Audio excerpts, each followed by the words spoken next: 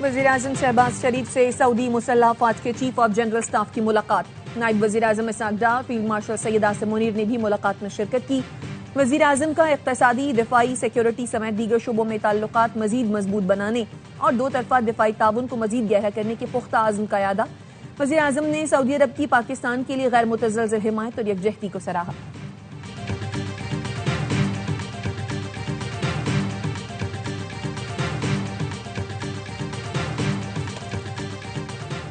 Peshawar F C headquarters میں دہشت گرد حملہ ناکام، تینوں خودکش حملہ آور مارے گئے۔ ایک حملہ آور نے ہیڈ کوارٹرز کے مرکزی گیٹ پر خود کو دھماکے سے اڑایا، 3 اہلکار شہید، 11 زخمی ہوئے۔ افراتفری کا فائدہ اٹھاتے ہوئے 2 حملہ آور سائیڈ گیٹ سے ہیڈ کوارٹرز میں گھس گئے۔ سیکیورٹی فورسز نے دہشت گردوں کو مرکزی دروازے سے دور جہنم واصل کر دیا۔ ابتدائی تحقیقات کے مطابق ہیڈ کوارٹرز پر حملے میں ہلاک تینوں دہشت گرد افغان تھے۔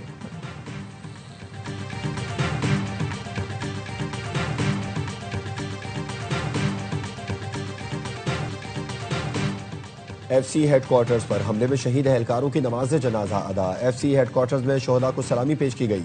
وزیر اعلیٰ خیبر پختونخوا سہیل آفریدی اور کور کمانڈر سمیت سول عسکری حکام نے شرکت کی، پھول رکھے اور شہیدوں کو خراج عقیدت پیش کیا۔ صدر اور وزیر اعظم سمیت سیاسی قائدین کی ایف سی ہیڈ کوارٹرز پر حملے کی مذمت۔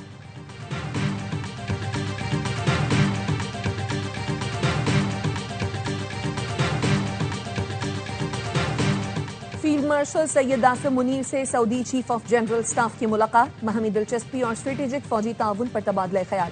دفاعی اشتراک، سیکیورٹی تعاون اور انسداد دہشت گردی کی کوششوں کو بڑھانے پر زور۔ آئی ایس پی آر کے مطابق سعودی چیف آف جنرل اسٹاف نے مختلف شعبوں میں تعاون کو سراہا۔ معزز مہمان کو گارڈ آف آنر پیش کیا گیا۔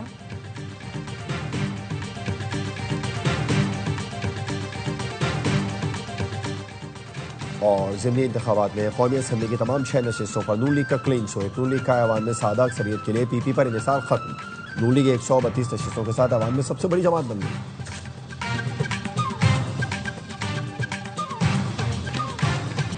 آج فیض حمید ہے نہ جتوانے والے جج، الیکشن میں مقبولیت کے دعوے ضمی بوس ہو گئے۔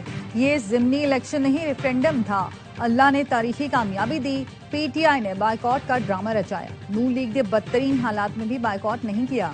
وزیر اعلیٰ پنجاب مریم نواز کہتی ہیں بیانیہ بنانے والے کام نہیں صرف نوجوانوں کو گمراہ کرتے ہیں، کارکردگی سے بہتر کوئی بیانیہ ہو ہی نہیں سکتا، لوٹ مار کرنے والوں کی اب پنجاب میں کوئی جگہ نہیں۔ خیبر پختونخوا پتھر کے دور میں چلا گیا، کرپشن کے ڈھیر لگ گئے، پشاور میں ترقی کا نام و نشان نہیں، اس لیے ہری پور میں نواز شریف کو ووٹ پڑا۔ شہباز شریف ہوں یا میں، حکومت نواز شریف کی ہی ہے۔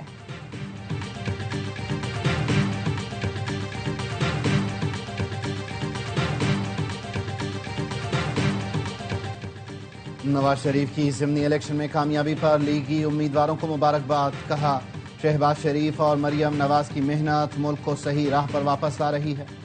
عوام نے تشدد، انتشار اور تخریبی سیاست مسترد کر دی۔ وزیر اعظم شہباز شریف نے کہا یہ کامیابی نواز شریف کے ویژن، بے مثال قیادت اور کارکنان کی محنت کا نتیجہ ہے۔ یہ وزیر اعلیٰ پنجاب کی ترقی کے لیے محنت پر عوام کا اعتماد ہے۔ الیکشن میں جیت حکومتی کارکردگی پر عوام کے اعتماد کا مظہر ہے۔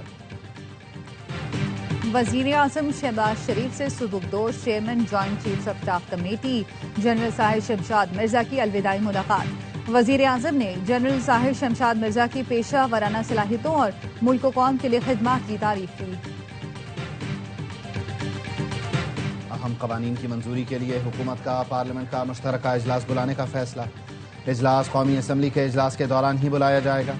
ذرائع کا کہنا ہے اجلاس میں پارلیمنٹ کے دونوں ایوانوں سے منظور نہ ہونے والے بلز پاس کیے جائیں گے۔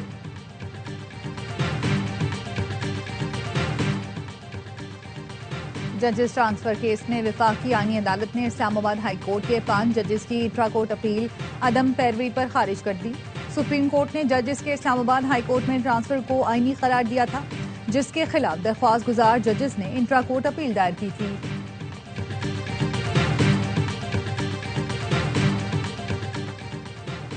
بھارتی وزیر دفاع کے سندھ سے متعلق ریمارکس توہین آمیز اور علاقائی امن کے لیے خطرہ ہیں۔ سینیٹر شہری رحمان کا کہنا ہے یا تو راجناتھ کو تاریخ کا علم نہیں یا وہ جان بوجھ کر بھول رہے ہیں۔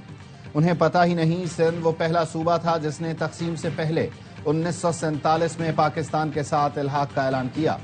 مسٹر سنگھ کو چاہیے اپنے ملک کے شمال مشرقی علاقوں میں ناخوشگوار حالات پر توجہ دیں۔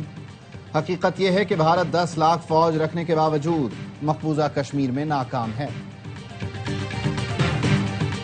پاکستان کے خلاف پروپیگنڈا، جعلی انسانی حقوق کا راگ الاپنے والوں کے مکروہ چہرے بے نقاب۔ Social media plate form x کی نئی اپ ڈیٹ نے جعلی علمبرداروں کا پردہ چاک کر دیا۔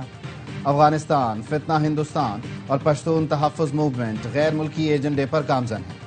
پاکستان کے خلاف انتشار، نفرت اور تقسیم کو فروغ دینے والے بھارتی اکاؤنٹس بھی آشکار۔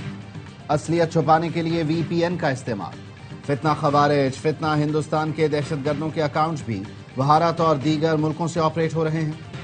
بلوچستان اور خیبر پختونخوا میں انسانی حقوق کا ڈھونگ رچانے والے غیر ملکی اکاؤنٹس نکلے۔ تانے بانے بھارت سے ملتے ہیں۔ مختلف سیاسی بیانیے بھی بیرون ملک سے چلائے جانے کا انکشاف۔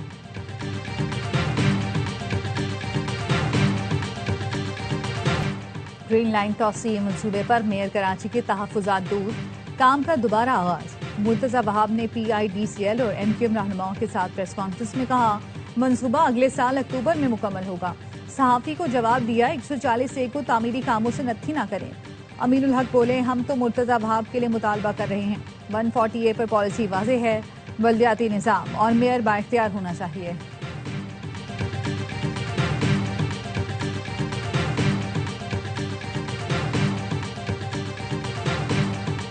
چینی کی قیمتوں میں اضافہ ایف ڈی آر پورٹلز کی بندش اور حکومتی ڈیلرز کی وجہ سے ہوا۔ ذمہ دار شوگر انڈسٹری نہیں ہے۔ پاکستان شوگر ملز ایسوسی ایشن نے اعلامیے میں کہا چینی کی بین الصوبائی ترسیل پر بھی پابندیاں ہیں جو قیمتیں بڑھنے کی وجہ بنا۔ حکومت کو خبردار بھی کیا تھا لیکن حکومت نے ملز پر دباؤ رکھا تاکہ غیر ضروری درآمدی چینی فروخت کی جائے۔ سندھ میں پورٹلز بند رکھے گئے تاکہ پورٹ پر درآمدی چینی پہلے فروخت ہو سکے۔ پنجاب میں ضلع انتظامیہ نے ملز کو مجبور کیا کہ حکومتی نامزد ڈیلرز چینی فروخت کریں۔ ڈیلرز نے فائدہ اٹھانے کے لیے چینی مہنگی فروخت کی۔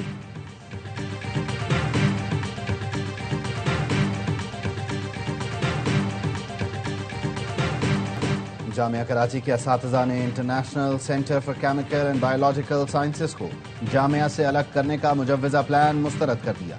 انجمن اساتذہ کا کہنا ہے سندھ حکومت نے انسٹیٹیوٹ سے متعلق بل کا مسودہ جامعہ کراچی کو اعتماد میں لیے بغیر بنایا۔ جامعہ کراچی کی سینٹ سنڈیکیٹ اور اکیڈمک کونسل کی منظوری کے بغیر فیصلے نہیں ہو سکتے۔ انسٹیٹیوٹ کے ملازمین نے احتجاجی بینرز آویزہ کر دیے۔ ملازمین اور اساتذہ کا کہنا ہے صنعت کاروں کے ہاتھوں تحقیقی ادارے کی فروخت قبول نہیں۔ ایم کیو ایم کے رکن اسمبلی عادل عسکری نے بھی وزیر اعلیٰ سندھ کو خط لکھ کر فیصلے پر نظر ثانی کا مطالبہ کر دیا۔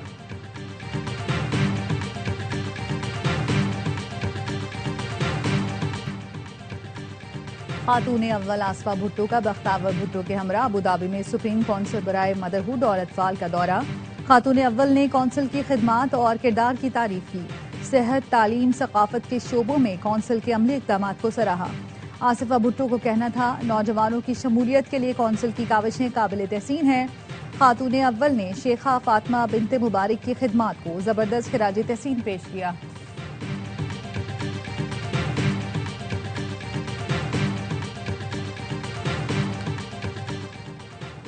قطری ہم منصب سے نتیجہ خیز ملاقات ہوئی۔ قانون نافذ کرنے والے اداروں میں تعاون اور منشیات کی اسمگلنگ روکنے کے لیے مشترکہ کوششوں پر بات چیت ہوئی۔ وزیر داخلہ محسن نقوی نے ایکس پر لکھا ملاقات میں علاقائی اور دو طرفہ امور بھی زیر بحث آئے۔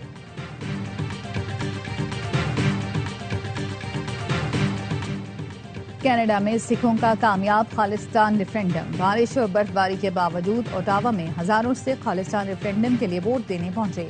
فضا خالصتان زندہ باد اور بھارتی حکومت کے خلاف نعروں سے گونجتی رہی۔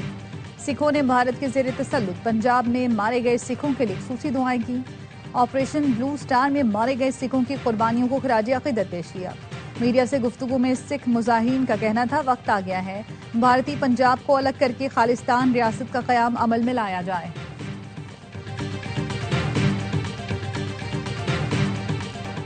جنوبی لبنان پر اسرائیلی حملے میں حزب اللہ کے چیف آف سٹاف شہید۔ لبنانی وزارت صحت کا کہنا ہے حملے میں 5 افراد شہید، 28 زخمی ہوئے۔ اسرائیلی وزیر اعظم کے دفتر کے مطابق حزب اللہ کے چیف آف سٹاف حملے کا ہدف تھے۔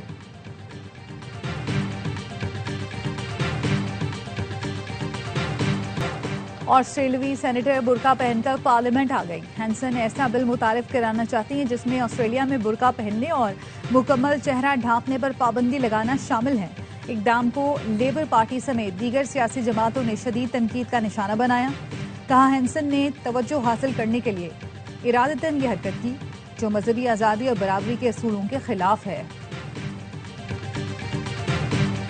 سمندر کی گہرائی کو چیلنج. یوکرین کی فری ڈائیور نے ایک ہی سانس میں 86 میٹر غوطہ لگا کر ورلڈ ریکارڈ بنا دیا.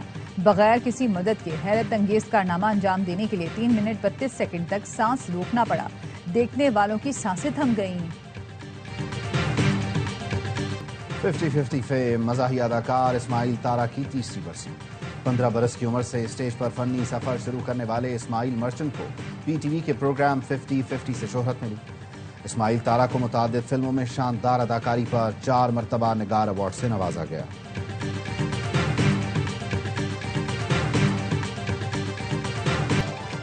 اور محبت اور خوشبو کی شاعرہ پروین شاکر کا یوم پیدائش. پروین شاکر نے تلخ و شیریں تجربات کو الفاظ کا پیرہن دیا.